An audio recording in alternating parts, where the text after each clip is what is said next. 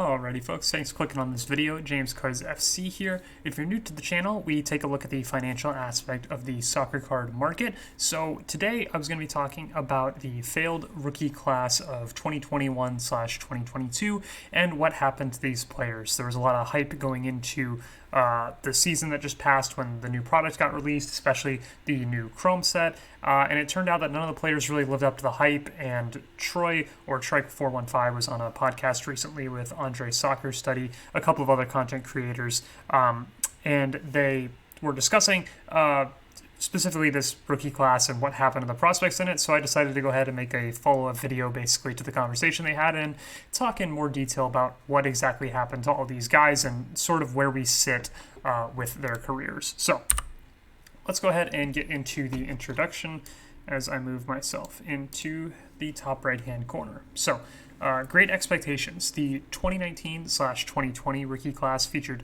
two can't-miss prospects, with one that would go on to be arguably the biggest ultramodern player in our market, and that, of course, is Erling Haaland, and he was also in the same class as Ansu Fati, and at the time, those two were seen as the can't-miss prospects. A lot of people actually thought Fati was better than Haaland because he played for a better club and a better nation, so a lot of people liked Fati over Haaland, but of course it turns out that Fati is super injury-riddled, and Erling Haaland has gone on to become one of the best strikers in the world and a Ballon d'Or contender this season, and all the success with Man City he's been having, so he has ended up actually becoming the true generational superstar on our market, along with Kylian Mbappe, of course. Then we moved into the 2020/2021 rookie class, which, while it lacked having a generational superstar as of yet, it did include some of the top young footballers in the world today, and they may one day end up rivaling Haaland for some of the individual awards. And the top three guys on the checklist are pretty obvious. It's Jude Bellingham, Jamal Musiala, and Pedri. And then you also had lesser guys like Karim Adeyemi and Youssoufa Moukoko, who, if they were in the most recent class, they would be the clear number one, but they are probably 4 and 5 in the 2020 class, and a bit off the pack that Bellingham, Musiala, and Pedri are setting for them. And then we move into the reality of what happened in this most recent year with the 2021-22 class. In contrast, and despite the initial hype of Gavi and to a lesser extent Jonathan David, the 2021/22 rookie class is looking like a complete miss at this point. None of the players in the flagship top checklist have increased in value from the release date to today. Now, that's a function of also the market in general being down and the fact that none of these players have really risen to the status to really demand mainstream hobby attention. And this begs the question, of course, what happened to these guys? Where are they at in their career? And sort of what are we looking at in terms of their future projections from this point? So we'll go ahead and start with the two headlining players of the class. These guys were very far ahead of the rest of the checklist and were the clear guys you were looking for when the product came out, and it was Gavi and Jonathan David. So starting with Gavi, he opened the season as the clear number one guy in the rookie class, and he was expected to lead Barcelona and Spain to glory in tandem with the hobby darling Pedri. At the time, Pedri was one of the top talked about players in the soccer card market, and people knew Gavi was coming up, and so Gavi was thought to be in this pairing with Pedri, and they were going to demand a lot of attention on the soccer card market. And that didn't exactly end up happening. So for what went wrong for Gavi, despite his solid play, he just simply didn't score enough goals to keep the market participants interested in his cards. In 36 La Liga matches this past season, he scored just twice with 4 assists. So he's just not putting the ball in the back of the net enough to get put up in highlights or anything like that. So people lose attention pretty quickly. Where do we go from here? Unless Gavi starts putting the ball in the back of the net, he's just not going to stay at the top of people's mind. He either needs to be super amazing with dribbling that he creates highlights every day, or he needs to start scoring a lot more or assisting a lot more, and at least from what we understand right now, it doesn't look like that's going to be the case, at least not in the short term. So it's in my opinion that Gavi's probably just going to continue fading out in terms of being a super, super great young player, but just not eye-catching enough to be demanded by the hobby. Then we have Jonathan David, who had a lot of hype, especially on Canada being a dark horse at the World Cup. The soccer card market is very North American centric, so teams like Canada, Mexico, and the United States, their players and teams get a lot of hype that they might not necessarily deserve, and Jonathan David was one of those guys that got a lot of hype because he was playing for Canada, and of course he's been in transfer rumors for like 2 years now and just hasn't gotten that move. So when we talk about what went wrong for Jonathan David, Canada flopped at the World Cup. They were one of the worst teams there, and Jonathan David, I don't think, even scored or assisted in their 3 matches, which is super unfortunate for his narratives. And then the transfer never came for him. He did, however, score 24 goals in 37 League One matches this season, so he's still scoring at a very, very high rate at club level, but nobody cares about the French League, and he didn't do anything at the World Cup, so he's really fallen out of favor. Where do we go from here? We're still waiting to see what his big transfer ends up being, if it ever does come. You would think it would be this season, but you probably thought it would be last season, so we continue to wait for that. And in the meantime, the hobby is losing its interest in Jonathan David, and the Canada narrative is not nearly as strong as it used to be. People were really hyped about Canada, again, because of the North American influence on the market, but once they go to the World Cup and they do nothing, the hype sort of just disappears.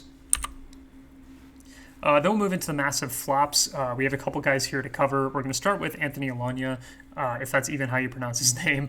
He was a top 5 name in the checklist to start the season, thanks to a good run of form for United towards the end of last season.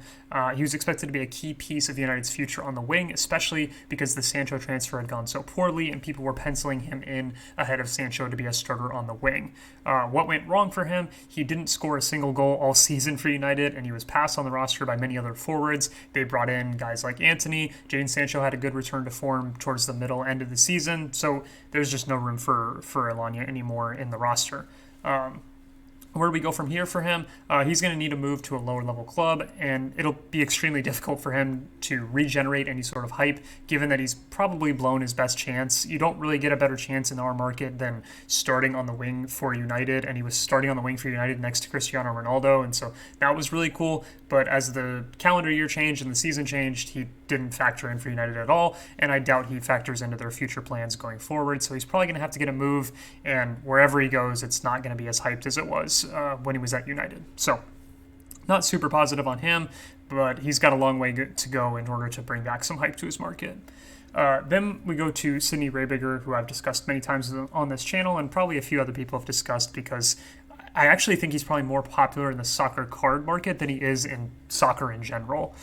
He was one of the most speculated rookies on release day for Chrome because of his young age. At 16 years old, he had started or come off the bench in a Bundesliga match for Leipzig, I believe. So people got really excited about that because he's so young. He's already playing games in the Bundesliga.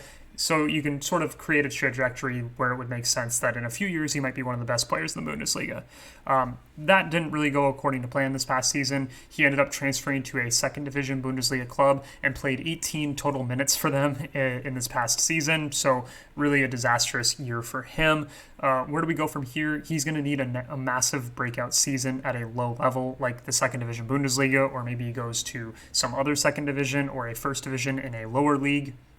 In any case that comes out, he needs to have a breakout season, and he needs to have it soon. He's still only 18 years old, I believe, so he's got some time, but in order to regenerate the hype that he had originally, he's got a super long road ahead of him.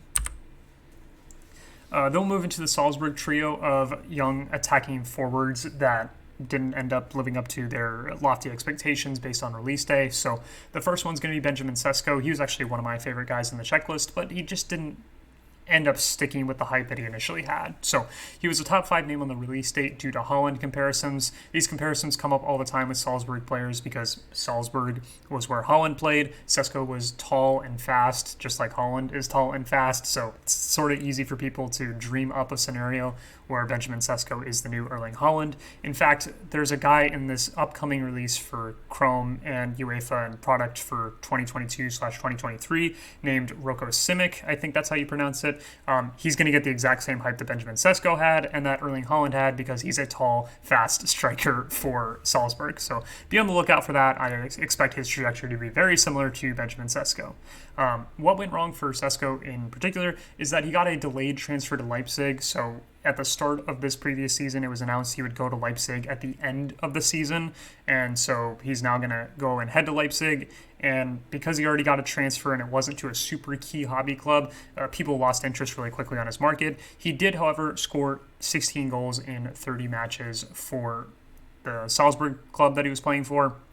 but nobody tracks them, and he didn't do anything in Champions League, so nobody cares what he does. The hype really needed to come from the Champions League and a transfer, and he didn't do anything in the Champions League, and the transfer is to a club that not a lot of people care about.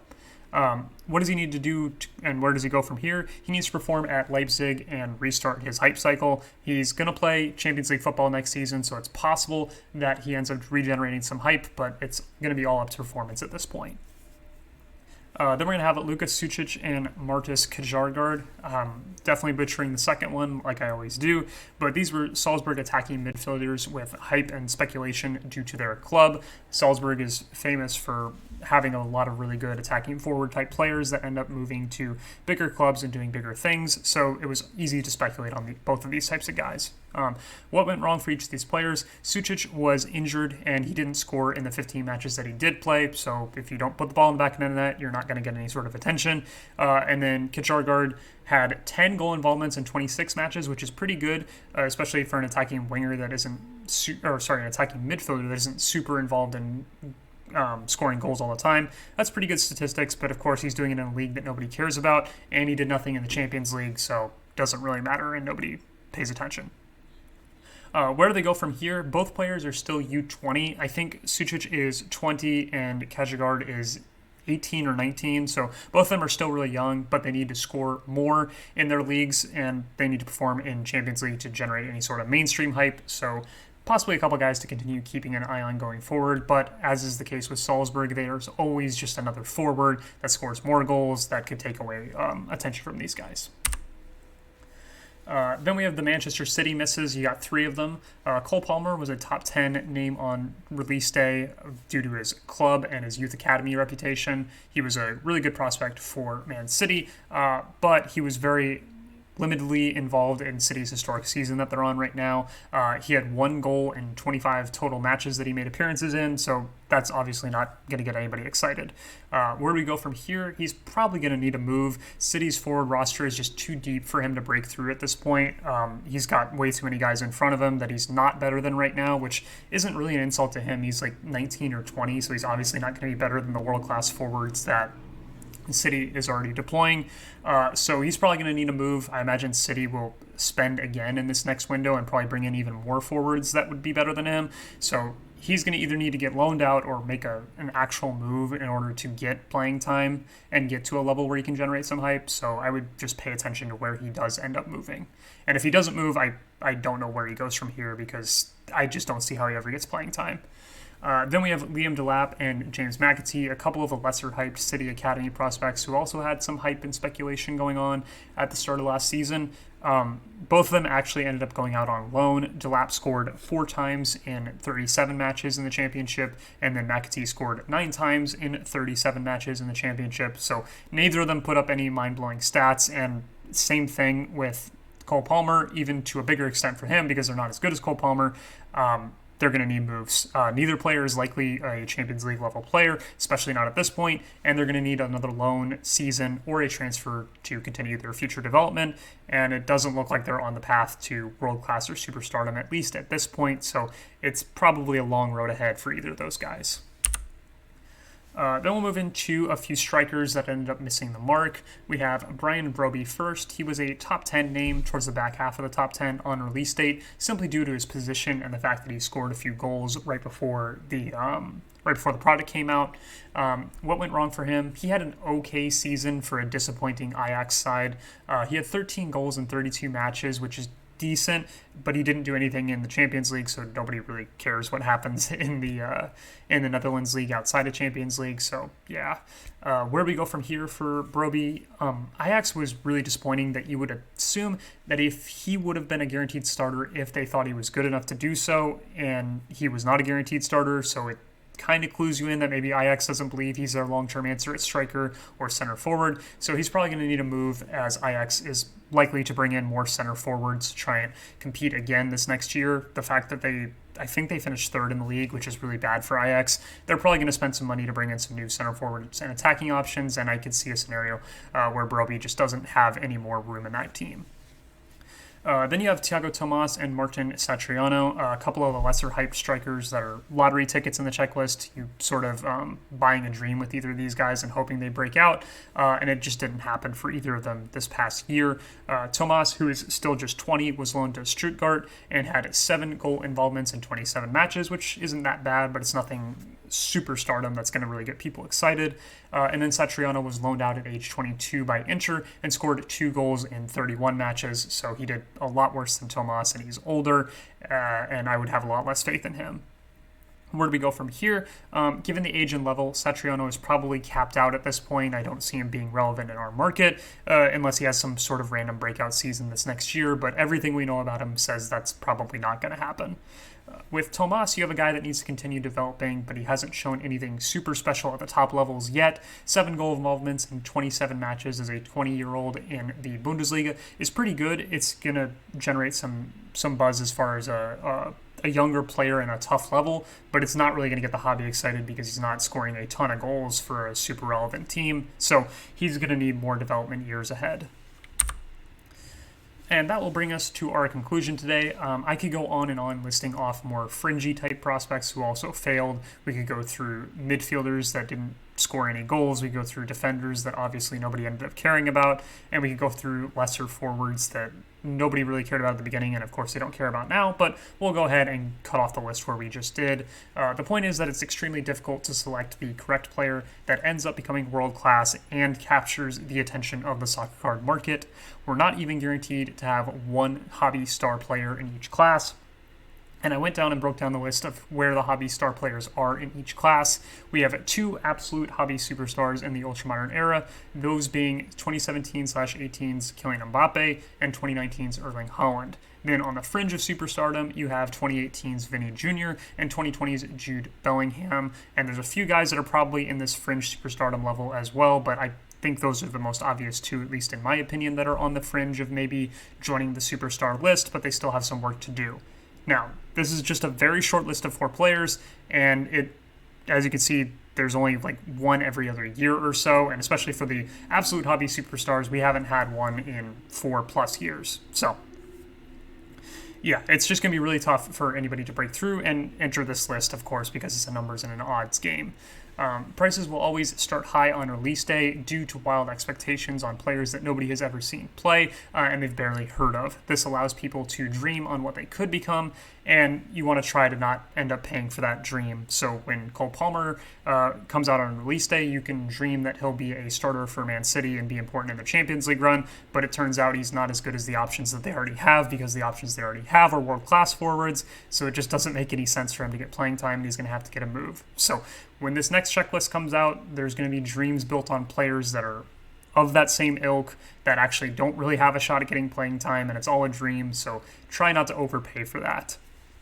And then, of course, at the very end, if you can flip short-term profits, history says you're better off not waiting around. So if you end up picking a guy that nobody was really talking about and he goes on a scoring run where he scores in 4 straight games or something like that and his prices spike, probably a good time to sell rather than hold and expect him to continue playing at that level, because as we can see, we only have 4 examples of hobby superstars, and 2 of those are pretty fringy and not even in the same stratosphere as Mbappe and Haaland. So it's very unlikely that the guy you're seeing that has a short run of form ends up going to the level of Mbappe or Haaland. So it's usually best to take those short-term profits when they're available. So with all that out of the way, I thank you guys so much for tuning in to today's video. Feel free to like, comment, subscribe, and there is a Discord link in the description where you can talk with content creators like myself about the soccer card market, and I hope to see you there.